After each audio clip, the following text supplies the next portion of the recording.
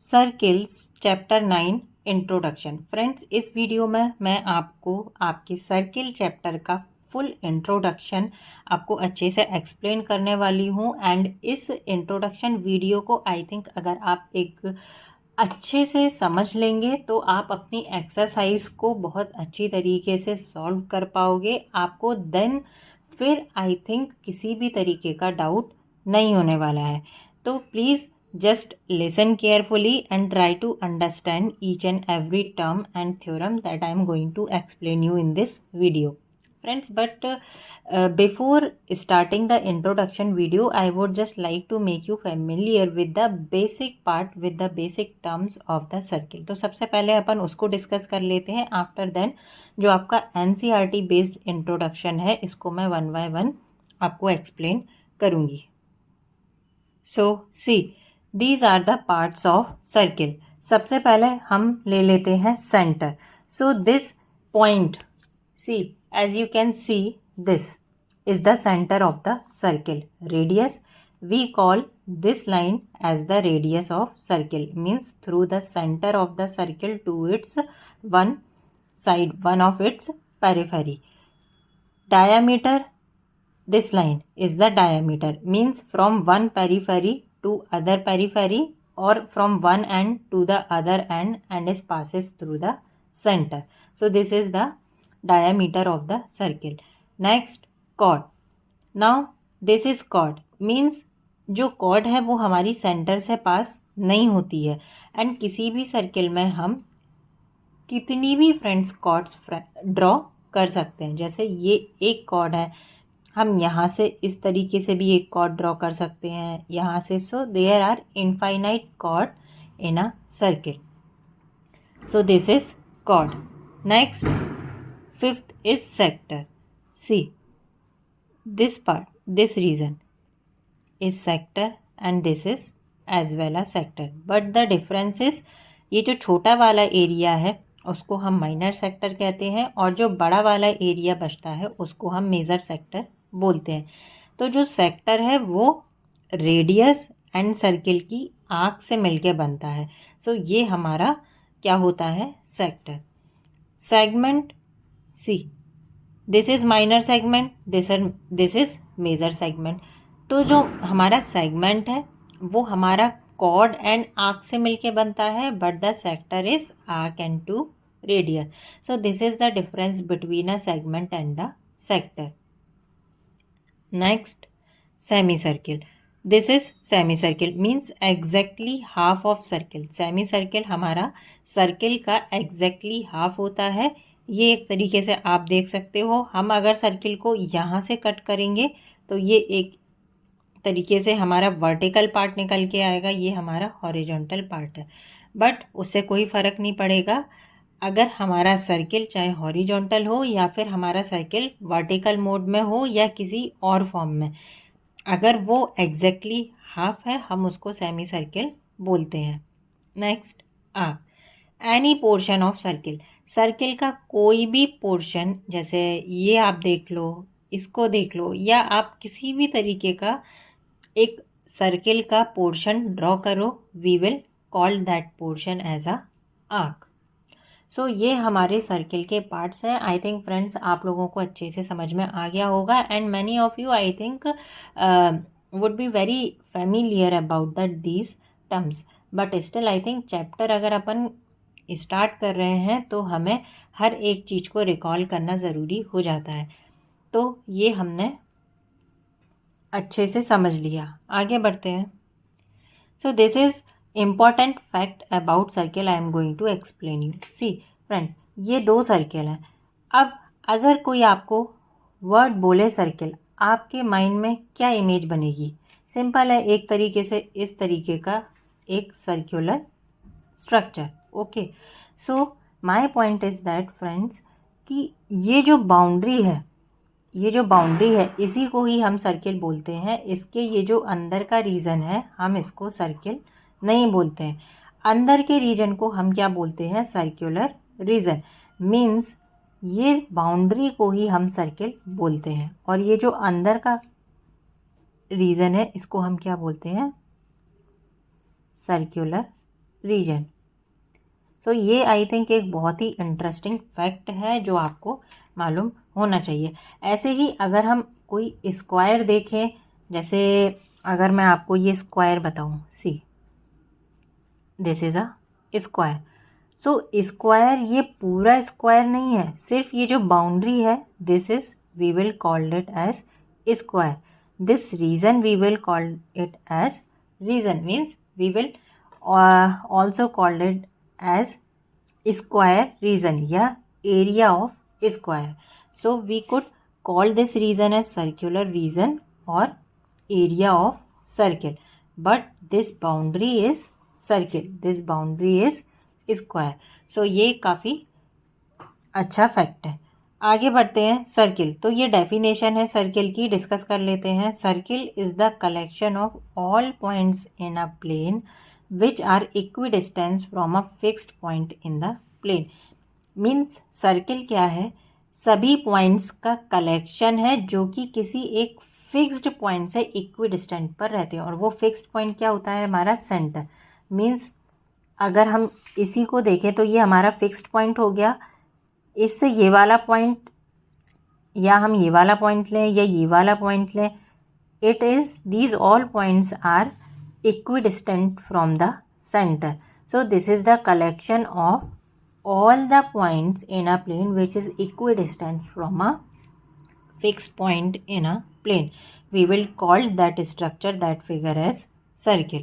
Now एक ये आपको मुझे बताना है कि रेडियस एक सिंगुलर फॉर्म है एंड रेडियाई एक प्लूरल फॉर्म है. आप जब अपने चैप्टर्स के क्वेश्चंस को सॉल्व करोगे तो आप इन दोनों वर्ड्स को बार बार देखोगे and no need to get confused.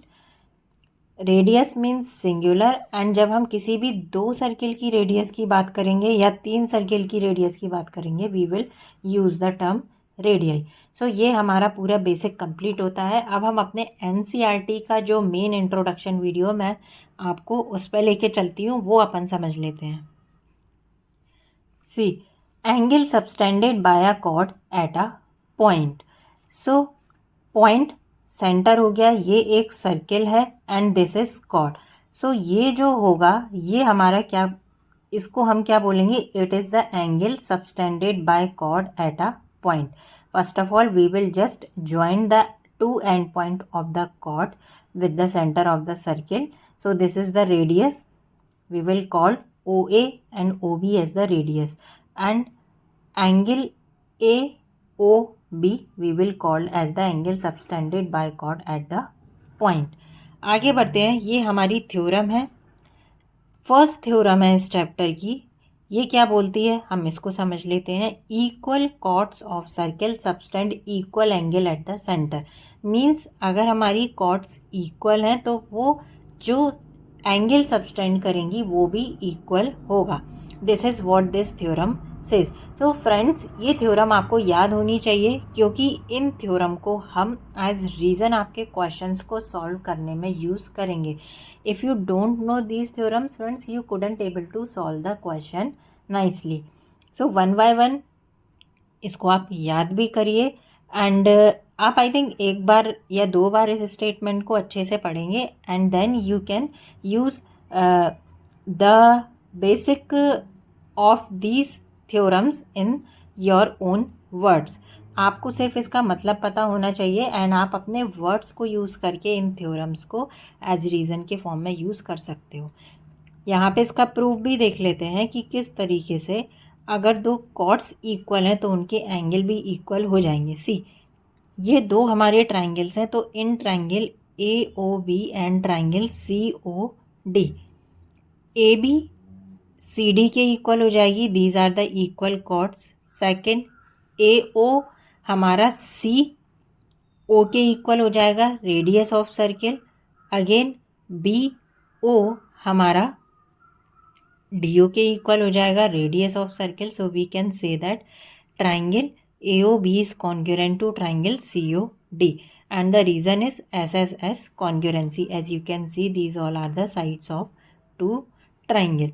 So अगर ये दो ट्राइंगल्स कॉन्ग्रुएंट हो गए so we can say that angle AOB is equal to angle COD by CPCT। Hence ये जो थ्योरम है फ्रेंड्स ये प्रूव हो चुकी है। तो फर्स्ट थ्योरम क्या बोलती है कि equal chords of circle subtend equal angle at the centre.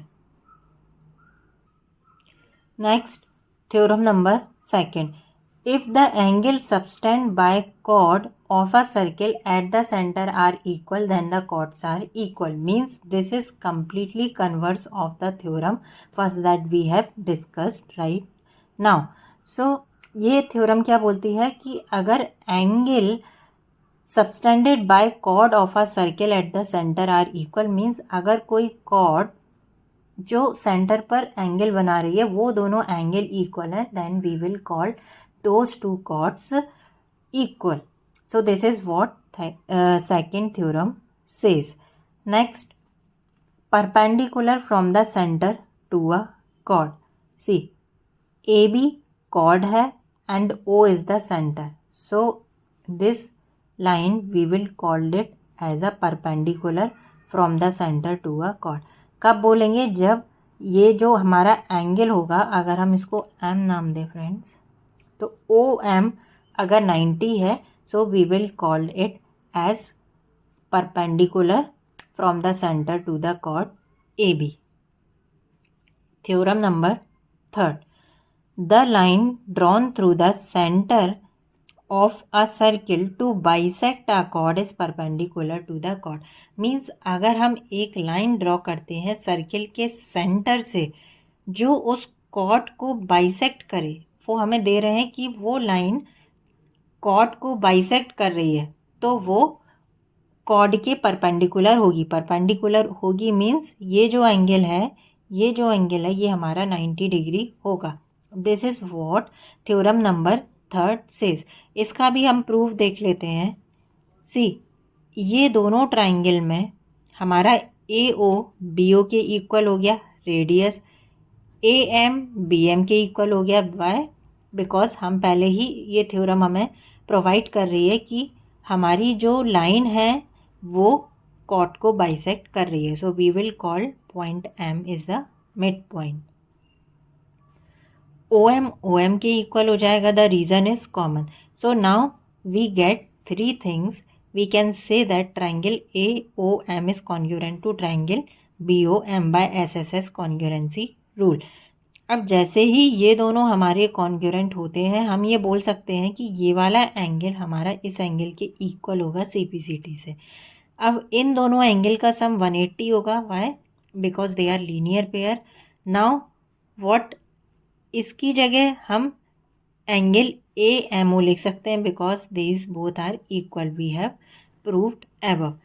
Now हमारा जो एंगल AMO है वो 90 हो जाएगा क्योंकि इन दोनों को ऐड करेंगे तो हमारा 2 एंगल AMO आएगा एंड जब हम 180 को 2 से डिवाइड करेंगे we will get 90 degree, hence proved. So इस थ्योरम का हमने प्रूफ भी देख लिया। सो अभी तक हम 3 थ्योरम्स डिस्कस कर चुके हैं। फर्स्ट हमारी कॉर्ड एंड एंगल का रिलेशन था। सेकंड हमारा परपेंडिकुलर जो हमारा कॉर्ड बनाती है वो वाली थ्योरम है। थ्योरम नंबर 4 देखते हैं। See, this is the theorem number 4। What does it says? Discuss करते हैं। The perpendicular from the centre of the circle to a chord bisect the chord. So this is the converse of theorem number third कि अगर the perpendicular from the centre of the circle, अगर हम एक line draw करते हैं cord पर जो कि परपेंडिकुलर है कॉर्ड के, तो वो कॉर्ड को बाइसेक्ट करेगी।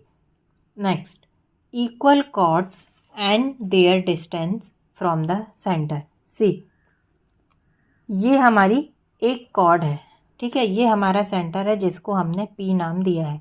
Late P is the centre of the circle and L1 L6 be the chord. Means P हमारा सेंटर है एंड ये हमने एक कॉर्ड ले ली जिसका नाम हमने क्या दिया है? L1 L6। अब इस टॉपिक में हम क्या डिस्कस करेंगे कि हमारी जो एक्चुअल लेंथ है कॉर्ड की सेंटर से वो क्या होती है। क्या वो हमारी जो लेंथ है वो हम PM बोलेंगे या हम PL3 होगी कॉर्ड L1 L6 की डिस्टेंस या P L2 होगी या P L1 होगी. So what is the actual distance of the chord, ये हम इस टॉपिक में डिस्कस करने वाले हैं. So see the distance of chord from the centre P क्या है, will be P L1 P L2 P L3 P M P L4 P L5 P L6. अब what is the actual distance, तो ये हमें इस में पता चलने वाला है. Out of these line segment the perpendicular from P, मतलब जो PM है, will be the least distance. आप देख सकते हो कि ये डिस्टेंस बड़ी है, ये डिस्टेंस इससे कम है, ये डिस्टेंस इससे कम है, and this is the least distance. And then again ये हमारी PM डिस्टेंस से ज़्यादा होगी, एंड ये हमारी PL4 डिस्टेंस जो हमारी होगी वो PL5 डिस्टेंस से ज़्यादा होगी, एंड PL5 की जो डिस्टेंस है वो कम होगी किससे, PL6 की डिस्टेंस से. मीन्स हमारी PL6 की डिस्टेंस अगेन ज़्यादा होगी. सो PM will be the least distance. हमें यहाँ पे ये अच्छे से पता चल चुका है. अब in mathematics we define this least length PM to be the distance of chord from P. So we may say that, तो हम ये बोल सकते हैं the length of perpendicular from a point to a line is the distance of the line from the point. Means जो हमारी cord की distance होगी सर्किल के सेंटर से वो क्या होगी, वो हम बोल सकते हैं कि जो हमारी परपेंडिकुलर लाइन की डिस्टेंस होगी, क्योंकि ये जो लीस्ट डिस्टेंस है वो हमारा एक तरीके से परपेंडिकुलर ही हमारे कॉर्ड पर होता है. So this is the, we will call it as a distance of the chord from the centre of the circle. See ये कुछ नोट पॉइंट्स हैं, इन्हें भी देख लेते हैं.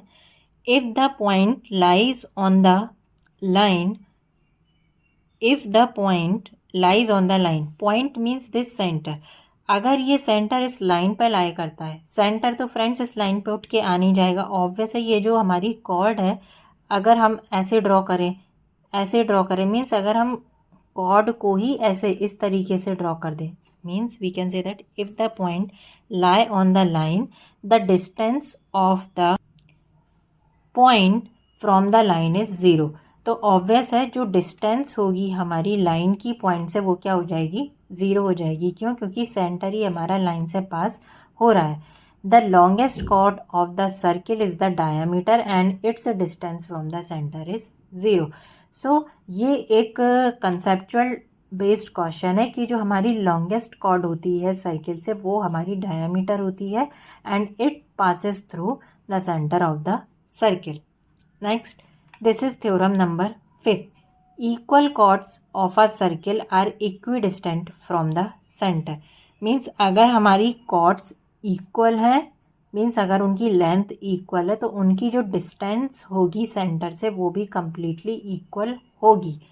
मीन्स हम कह सकते हैं कि ON हमारा OM के इक्वल होगा. Why, because the chord AB is equal to chord CD. This is what theorem number 5 says. Theorem number 6, chord equidistant from the centre of a circle are equal in length. This is just converse of theorem number 5. Means अगर chord हमारी equidistant पर है, means equal distance पर है अगर हमारी दो chords center से, so we will call those two chords of equal length. Angle subtended by an arc of a circle. Means इसमें हम क्या देखने वाले हैं कि हमारा जो आर्क सर्किल पर एंगल सबटेंड करता है, हम उससे रिलेटेड इस टॉपिक में डिस्कस करने वाले हैं. सी PQ हमारा आर्क है as you can see, and this is the angle which is subtended by the arc PQ. नाउ इस फिगर में आप देख सकते हो कि ये एक आर्क है, okay, and this is another arc. So angle AOB is the angle subtended by arc AB and angle DOC is the angle subtended by the arc C D. इसी से ही रिलेटेड हमारे ये दो पॉइंट्स हैं। If two chords of circle are equal then their corresponding arcs are congruent. अगर friends हमारी दो कॉर्ड्स इक्वल हैं तो उसके करस्पॉन्डिंग जो आर्क होगी वो भी हमारी क्या होंगी, कॉन्ग्रुएंट होंगी। कॉन्ग्रुएंट मीन्स वो भी इक्वल होंगी, और उसका कन्वर्स भी ट्रू है। मीन्स अगर हमारी आर्क कॉन्ग्रुएंट है या इक्वल है तो उसके करस्पॉन्डिंग जो हमारा कॉर्ड होगा वो भी आपस में इक्वल होगा। This is what this point says. Next, congruent arc of circle subtend equal angle at the center. Means अगर हमारी कॉर्ड्स हमने पहले क्या पढ़ा था कि अगर हमारी कॉर्ड्स इक्वल है तो वो इक्वल एंगल सबटेंड करेंगी हमारे सेंटर पे। ये पॉइंट क्या बोलता है कि अगर हमारी आर्क इक्वल है तो वो हमारे सेंटर पर इक्वल एंगल सबटेंड करेंगी। क्यों? क्योंकि अगर हमारी आर्क इक्वल है तो वो हमारी कॉर्ड्स भी इक्वल होंगी। कॉर्ड्स इक्वल है तो वो हम पहले प्रूफ कर चुके हैं कि किस तरीके से the angle subtended by them are equal, वो हमने पहले ही प्रूफ में देख चुके हैं। नेक्स्ट आगे बढ़ते हैं, theorem number 7। The angle subtended by an arc at the center. The angle subtended means ये जो एंगल सबटेंड कर रहा है by an arc at the center, ये see this is the angle subtended by the arc PQ at the center. This is double the angle subtended by it at any point on the remaining part of the circle. Means ये जो angle है ये 2 times होता है इस angle के, 2 times होता है। मीन्स अगर ये एंगल हम बोले कि हमारा 30 है तो ये एंगल क्या हो जाएगा हमारा, ये एंगल क्या हो जाएगा फ्रेंड, 2 टाइम्स मीन्स 60। ऐसा होगा नहीं क्योंकि ये कंप्लीट एंगल हमारा क्या होता है, 360 होता है। Okay, so this is just an example कि अगर ये वाला एंगल हमारा 30 है तो ये क्या हो जाएगा हमारा 60, और अगर ये 60 है तो ये क्या हो जाएगा हमारा 30। तो this is what this theorem says. Reflex of angle POQ reflex means ये जो हमारा बड़ा वाला एंगल होता है, बड़े वाले एंगल को हम क्या बोलते हैं, reflex angle. Why? Because it's measurement is more than 180 degree, that is why we call this angle as reflex angle. So reflex of angle POQ क्या हो जाएगा हमारा, ये जो छोटा एंगल है उसका 2 टाइम्स होगा। This is what theorem number 7 says. Next, theorem number 8. Angle in the same segment of the circle are equal. Means see, ये हमारा एक कॉर्ड है, ये कॉर्ड है मीन्स ये हमारा एक तरीके से मेजर सेगमेंट हो गया, and this we will call it as a minor segment. So the angle subtended by the same segment of the circle are equal. Means see, ये अगर हम इस तरीके से ये जो एंगल लें या फिर ये एंगल लें या फिर हम इस तरीके से कुछ भी ड्रॉ कर दें, ऐसा अगर हम ड्रॉ करें या इस तरीके से हम ये ड्रॉ करें, सो ये जितने भी एंगल हमारे सबटेंड होंगे दे विल बी इक्वल।